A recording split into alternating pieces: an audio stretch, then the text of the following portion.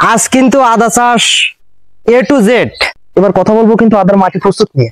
আমরা জানি যে বাংলার মাটি সোনার থেকে খাঁটি। এরকম আদাগুলো দেওয়ার ফলে আপনারা এই আদাগুলো কিন্তু বস্তার ভিতরে অঙ্কুরিত হয়, কিন্তু এখানে একটা ভিন্ন রকম উদ্যোগ আপনারা দেখতে পাচ্ছেন। দর্শক, এখানে দেখতে পাচ্ছেন আমি এখানে কিন্তু 3টে পার্ট করে নিলাম। দর্শক, এটা বেশি ডিপে যাবে না, হয়তো 1 ইঞ্চি। অসিত এগ্রো চ্যানেলের পক্ষ থেকে আপনাদের সবাইকে জানাই আন্তরিক শুভেচ্ছা অভিনন্দন। আশা করি ভালো আছেন। বরাবরের মতো আমি কিন্তু আবারও আপনাদেরকে প্রতি বছরের ন্যায় সেই আদা চাষের ভিডিও সম্পর্কে বিস্তারিত কিছু তথ্য পরামর্শ দেওয়ার জন্য চলে এসেছি, এবং আমাদের মাঝে আজকে চলে এসেছে অসিত ভাই। অসিত ভাইয়ের চ্যানেলের পক্ষ থেকে আপনাদের সবাইকে স্বাগতম।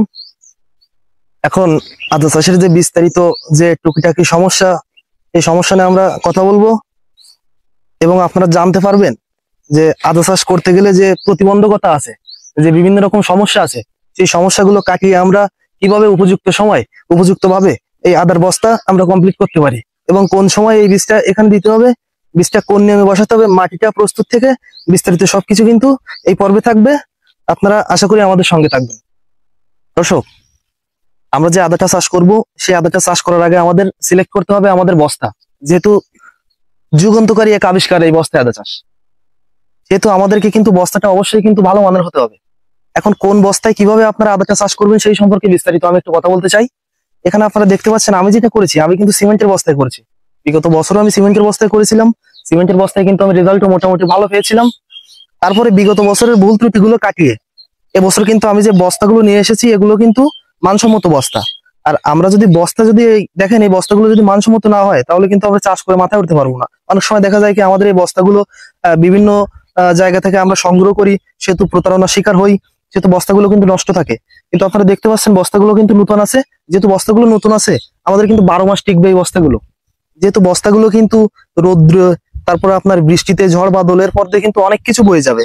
সবকিছু এর পর্দে বয়ে যাওয়ার পরে এগুলো কিন্তু টিকে থাকবে, সেরকম কোয়ালিটি সম্পূর্ণ বস্তা কিন্তু আমাদের আনতে হবে। তাই আপনারা যে যেখান থেকে বস্তা সংগ্রহ করবেন, দেখবেন বস্তা যাতে টেকসই হয়, বস্তা যাতে মজবুত হয়, এবং সেই বস্তায় দেখবেন আপনারা দীর্ঘদিন, আদা 12 মাসের একটা ফসল, দীর্ঘদিন এটা চাষ করার ক্ষেত্রে আমাদেরকে যেটা সব থেকে বেশি গুরুত্ব সহকারে মাথায় রাখতে হবে, এই বস্তা যদি আপনার মাঝপথে এখান থেকে ফেটে যায়, দর্শক, মাটিগুলো কিন্তু পড়ে যাবে। আর মাটিগুলো যদি পড়ে যায়, তাহলে কিন্তু আদার ফসল আপনি ভালো পাবেন না। আদা চাষের উপযুক্ত সময়ের কথা যদি আমরা বলি, তাহলে আদা চাষের উপযুক্ত সময় কিন্তু আমার মতে জ্যৈষ্ঠ মাস। কারণ কি, আমরা অনেক ভিডিও দেখে থাকি প্রতিনিয়ত। এই আদা চাষে আমিও এসেছি ইউটিউবের মাধ্যমে। ইউটিউব থেকে আমি উৎসাহ পেয়ে এই আদা চাষে কিন্তু আমার আশা। বিগত বছর আমি আদা চাষ করেছিলাম, আমার একটা ভিডিও কিন্তু আপনারা দেখেছিলেন। বর্তমান বছরে সেই আদা নিয়ে আমি কাজ করতেছি। এখন আদা চাষের আমার মতে জ্যৈষ্ঠ মাস কেন উপযুক্ত সময়, কারণ এই আদাগুলো কিন্তু আমি জ্যৈষ্ঠ মাসেই আমার আদাগুলো রোপণ করা। যেহেতু এখনো জ্যৈষ্ঠ মাস চলছে, তাহলে এখন জ্যৈষ্ঠ শেষ, তাহলে এই আদাগুলোর গাছ আজকে এই পর্যায়ে, তাহলে আদাগুলো কিন্তু আমার জ্যৈষ্ঠের প্রথমেই কিন্তু আদাগুলো রোপণ করা।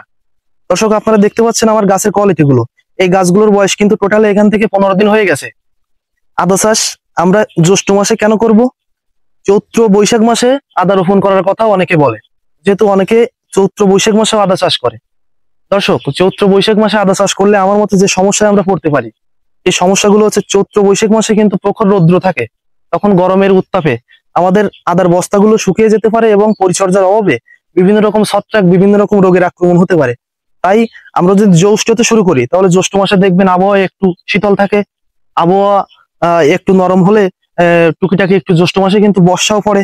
আর বর্ষা পড়লে আপনারা দেখবেন বর্ষার জল, উপরওয়ালার সৃষ্টি বর্ষার জল যে গাছের জন্য এত সুবিধাজনক, যে গাছের সবুজ সতেজ চেহারা একদম, কিন্তু গাছের কোনো রোগ থাকবে না, গাছের কোনো পোকামাকড় থাকবে না। এই যে তার বাস্তব প্রমাণ কিন্তু এখানে আপনারা দেখতে পাচ্ছেন। তাই আমি বলবো যে আদা চাষের উপযুক্ত সময় জ্যৈষ্ঠ মাস। জ্যৈষ্ঠ মাসে যদি আমরা আদাটা চাষ করতে পারি, তাহলে আশা করি এরকম সুস্থ সবল গাছ আমরা কিন্তু পাবো। এবার কথা বলবো কিন্তু আদার মাটি প্রস্তুত নিয়ে। আমরা জানি যে বাংলার মাটি সোনার থেকে খাঁটি, কিন্তু সেই মাটিকে সোনার মতো খাঁটি করতে গেলে কিন্তু আমাদের মতো কৃষকদের কিন্তু অক্লান্ত পরিশ্রম এখানে দিতে হবে। দর্শক, এই মাটির পরে কিন্তু আমরা সমস্ত ফসল পাই। এই মাটি হচ্ছে আমাদের জীবন। যেমন এই মাটির পরে কিন্তু প্রত্যেকটা বৃক্ষ বেড়ে ওঠে। আমাদের এই বৃক্ষ কিন্তু তার অক্সিজেন দ্বারা আমাদের জীবনকে বাঁচিয়ে সবুজ শ্যামল সুন্দর করে রাখে। দর্শক, এই যে মাটি প্রস্তুত করতে যদি আমরা ভুল করি, সেখানে কিন্তু আমাদের ফসল কিন্তু ক্ষতিগ্রস্ত হতে পারে। দর্শক, এখানে দেখতে পাচ্ছেন যে আদার যে মূল পয়েন্ট, সেই মূল পয়েন্টে আমরা কিন্তু কথা বলতেছি।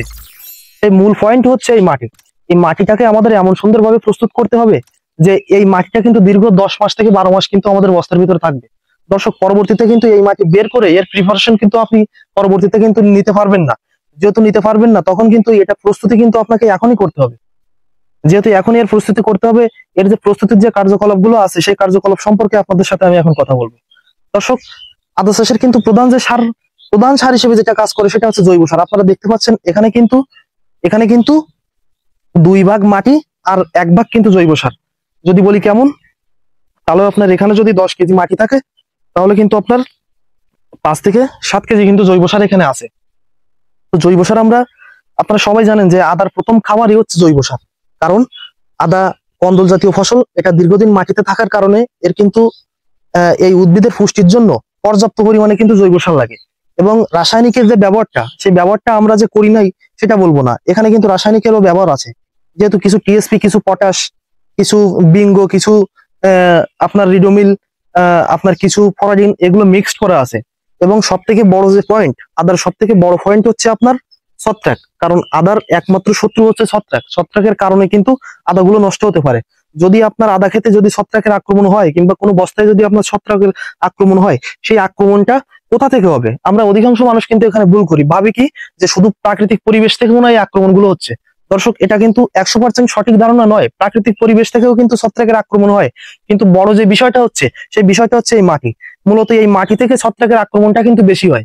যেহেতু এখানে আমরা যদি মাটি প্রস্তুত করি, এখানে এখানে দেখেন বিভিন্ন রকম জৈব সার থাকার কারণে এই জৈব সারগুলো কিন্তু আমাদের ঘরের ভিতরে পড়ে থাকে না। এই জৈব সারগুলো কিন্তু বাইরে থেকে বিভিন্ন পচা জায়গা থেকে আমাদের কিন্তু কালেক্ট করতে হয়। যেহেতু এখানে গোবর আছে, এখানে ছাই আছে, এখানে আপনার ধানের ভুসি পচা আছে। এই যে জৈব সারগুলো, এই জৈব সারগুলো কিন্তু কোথাও ঘরে বাইরে কেউ রাখে না। এগুলো কিন্তু হয়তো আশেপাশে বাড়ির আনাচে কানাচে কুড়িয়ে থাকা সেই জিনিসগুলো কিন্তু কুড়িয়ে এনে আমাদেরকে কিন্তু এই মাটির সাথে মিশিয়ে এই মাটিটা প্রস্তুত করতে হয়। যেহেতু এখানে কিন্তু এই জৈব সারগুলো যেহেতু আমরা বাইরে থেকে আমদানি করতেছি, সেহেতু কিন্তু এখানে কিন্তু ছত্রাকের অধিক পরিমাণে আক্রমণ থাকার সংখ্যা রয়েছে। দর্শক, এখন আমরা কি করতে পারি? এই ছত্রাকের এই মাটি প্রস্তুত করতে গেলে কিন্তু আমরা অবশ্যই কিন্তু এখানে কিন্তু ছত্রাক মিক্স করব। তার জন্য রিডোমিল আছে, ম্যানসার আছে, এগুলো আপনারা মিক্স করে আপনারা কিন্তু মাটিতে মিশিয়ে দিবেন। তার সাথে সাথে অবশ্যই আপনারা কিন্তু ফরাজিন এখানে ব্যবহার করবেন। কারণ যখন আপনারা ফরাজিন ব্যবহার করবেন, তখন মাটির ভিতরে থাকা হাজার হাজার ক্ষতিকর পোকামাকড় আপনার কিন্তু এখানে কিন্তু নিমিশেই মারা পড়ে যাবে। যেহেতু আপনার ছত্রাক প্রতিরোধ হলো, আপনার পোকা প্রতিরোধ হলো, সেহেতু কিন্তু মাটিতে কিন্তু রাসায়নিক সারের মিক্সড ঠিক আছে এবং পর্যাপ্ত জৈব সার আছে। সেহেতু কিন্তু আপনার মাটিটা সোনার মতো খাঁটি হয়ে যাবে। আর যখন আপনার এই মাটি সোনার মতো খাঁটি হবে দর্শক, তখন আপনার ফসল তো অবশ্যই ভালো হবে। তাহলে আপনারা বুঝতেই পারলেন যে আদা চাষের মাটি প্রস্তুত করতে গেলে আমাদের কি কি পদক্ষেপ নিতে হবে। এই সিস্টেমে যদি আপনারা আদার মাটি প্রস্তুত করেন, তাহলে আমি মনে করি, আশা করি আদা চাষে আপনারা কেউ লস করবেন না। দর্শক, আপনারা কিন্তু এখানে আদার চারা দেখতে পাচ্ছেন। হয়তো আপনারা অবাক হবেন যে এটা আবার কোন ধরনের সিস্টেম।